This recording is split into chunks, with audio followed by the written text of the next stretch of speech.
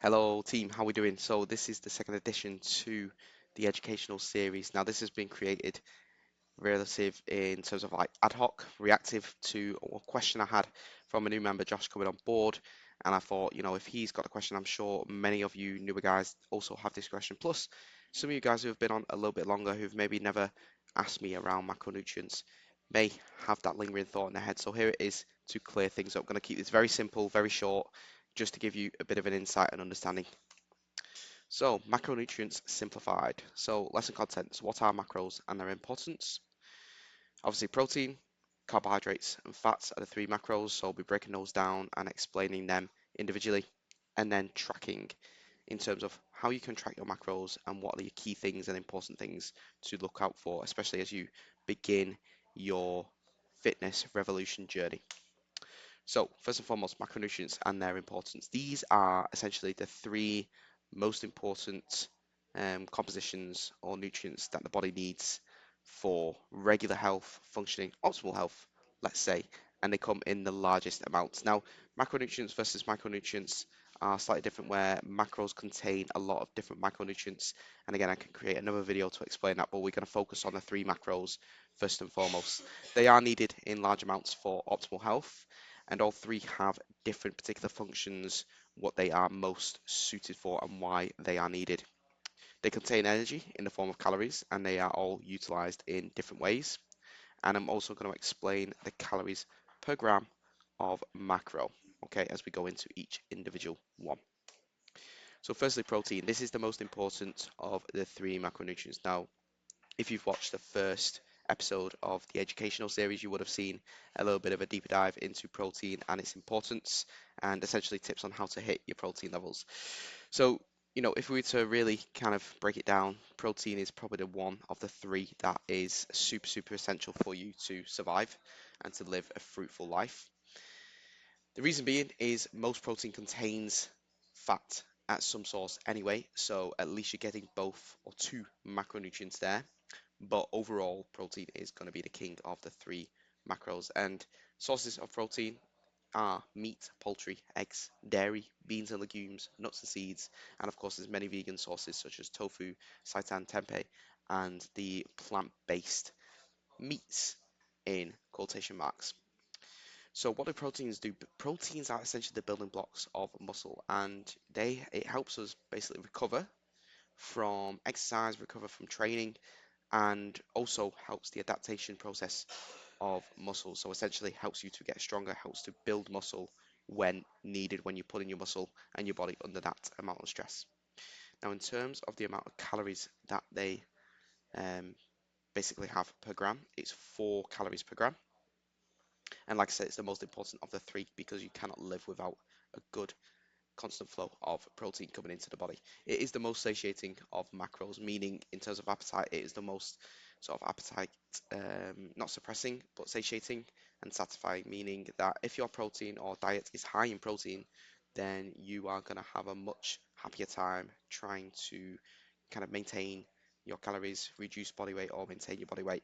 And therefore, it's again important in that world. Also, when you are in a deficit, and of course you're looking to lose body fat, having a high amount of protein is going to help, at the very least, maintain the muscle mass that you've got, because a reduction in muscle mass is not good for anybody unless you are completely oversized. And just to give you an insight, a lot of studies more recently have been basically highlighting the importance of muscle mass compared to body fat. And it's not necessarily body fat that's killing us early, it's the lack of muscle mass. Because, essentially people who we maybe deem as in, average or even good shape, if they have a really, really low body fat, and, I'm speaking to more females here because that's typically where we find these studies out. If your muscle mass is too low, then essentially you're at risk of early death, to put it frankly. So protein, sorry, are made up of 20 different amino acids, okay, and there are 9 essential amino acids that we need to get in there. Now, just to kind of give you an insight again, all 9 essential amino acids in terms of finding from one source can only be found in animal proteins. Vegan and vegetarian sources do not have all the essential amino acids and therefore need to be supplemented with other sources of protein. They provide structure to cell membranes, Okay, so protein is really important for skin health, nail health, hair health, that kind of thing, as well as obviously muscle health as well. And just to give you a target of how much protein to have, think about your target body weight and aim for zero point 0.8 to 1 gram of that target body weight per pound of body weight. Okay, so zero point 0.8 to 1 gram, sorry, of protein per target body weight. So let's say I want to be 155 pounds. I'm going to essentially aim for 155 grams of protein. And it should make up around 30 to 35% of our daily calories on a healthy, balanced diet. Carbohydrates. Okay, so carbohydrates have been, in modern times, very, very demonized because within carbohydrates umbrella, things like chocolate, sweets, fructose, high sugar, corn syrup all fall into this category, and they're the things we need to really watch out for.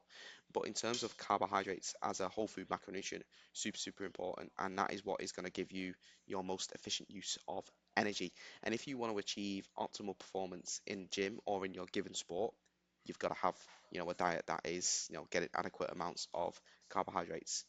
I've tried it, low carbohydrates.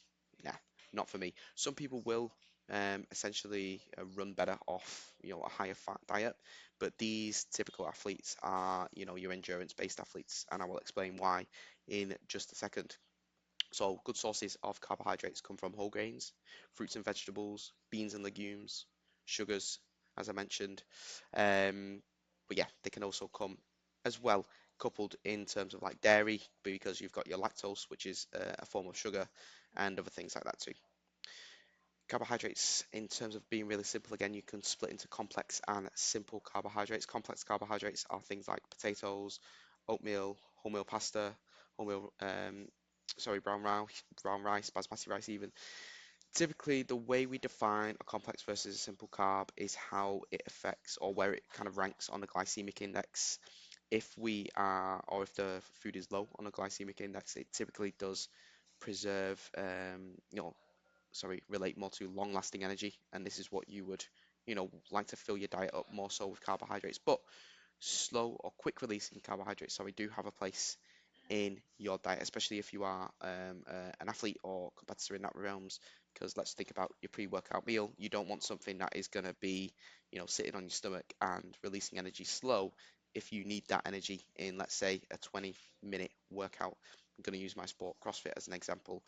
I like to have, some form of fruit and maybe electrolyte drink during my workout to help boost my energy levels. After then, as my post-workout meal, that's when I will replenish the carbohydrates, the glucose and the glycogen with a slow releasing carbohydrate because then it does help me recover, but it also helps me feel full for longer as well. So, relating to that, you've got instant and stored energy, glucose and glycogen. When it's stored as glycogen mainly in the liver, but can also be stored in the muscles. Glucose is the form that will be readily available to use at the time of consumption.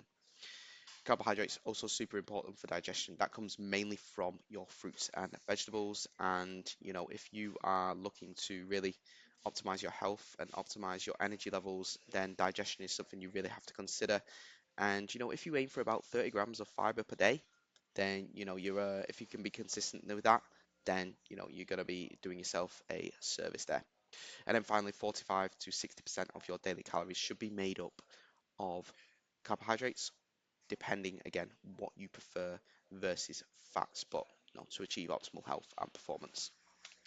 And then finally, on that note, fats. So fats have been through their own sort of era of being demonized. We've got a low fat sort of promotional era in the early noughties, late 90s, where it was pretty much the fashion, the trend to only consume goods low in fat. And this is where things like margarine, low-fat yogurts, semi-skim milk, and skim milk came to fruition. Now, as we have got done more studies and as we have grown a better understanding, fats from whole food sources, so mono and polyunsaturated fats are vital for good health and normal bodily functioning. Super super important for nutrient transportation. Signs and symptoms of a low fat diet or not having enough fat in your diet can be things like brittle nails, thinning hair, and hair actually falling out, discolor in the skin. So all of you guys and girls who, care about how the way you look, make sure you're getting enough fats in there.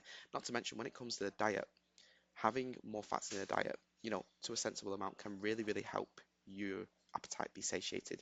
And, if you have, I just want to kind of compare a breakfast of maybe a bowl of cereal, because that's, the typical breakfast for a lot of people, versus maybe three whole eggs, half an avocado, and a fatty source of meat. I can guarantee you're going to be fuller for a lot longer, even though there might be more calories in the high fat breakfast. You're going to be fuller for a lot longer with much more energy, and you're not going to experience that mid morning crash that many of us do after, let's say, a bowl of cereal with extra sugar on top.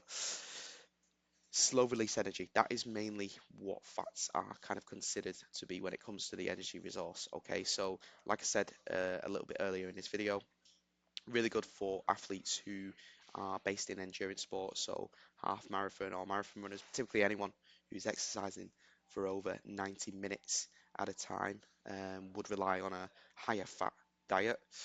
Um, and in terms of calories per gram of fat, you're looking at 9 grams. So protein, as a reminder, is 4 calories per gram. Carbohydrates, 4 calories per gram. Fats are 9 calories per gram. So where I recommend a higher fat diet as well is for those guys and girls looking to put on a little bit of weight in terms, in the form of lean muscle, or you might have to put on a little bit of body fat to help with your sport and performance or overall bodily structure. Finally, it's super, super important for insulation and protection of the organs as well. Obviously, to a point, we don't want to overdo it with body fat, and everyone's body shape is different. So, someone's 12% might look completely different to someone else's 12% because we all, store body fat in, genetically disposed places, and we can't spot check body fat. We just have to kind of make do with the cards that we've been dealt. The main fats that I want you to look out for are things like trans fats, and these are typically, put into our, let's say, more indulgent foods, donuts, cakes, full fat ice cream, those really, really processed foods that we all love, we got to watch out for. So, they're the three macronutrients. Finally, just so I don't overwhelm you with too much information, tracking what should we look out for. Overall, when it comes to managing your body weight, whether you're dieting and trying to lose body fat, or whether you're in a surplus and trying to gain, calories are always king. Okay, they will be the mediator in whether your weight goes up or whether your weight goes down. However, of the three macros, the focus should be solely, or not solely, but mainly on the protein. The other two, in terms of fats and carbs, will tend to make their way up to the calories. So for any newbies who have never tracked before, I would always recommend focus on the calories and focus on the protein. Don't worry about the other two. Finally, this goes without saying, focus on whole food sources. Okay, again, this is another key thing I try to teach to my clients. If you are focusing on whole food sources within your diet, it's very, very hard to overeat. Now, I could show you a plate of maybe, McDonald's. A typical McDonald's meal would be maybe a Big Mac, some fries, a milkshake. You're easily touching 2,000 calories there, but if you try and make 2,000 calories up from, let's say, chicken breast, potatoes, vegetables, your plate is gonna be 5 times the size of that McDonald's. So again, really, really important when it comes to managing weight. But as I touched on before, micronutrients have a huge part to play, which I won't go into detail here. And of course, if you're getting the majority of your foods from whole food sources, then your micronutrient sort of needs are going to be met more so than if you are to eat everything out of a packet or from a fast food restaurant. So there's the macronutrients explained. Really hope that helps. And if you do have any questions, of course, come to me directly or ask them in the group. Peace out.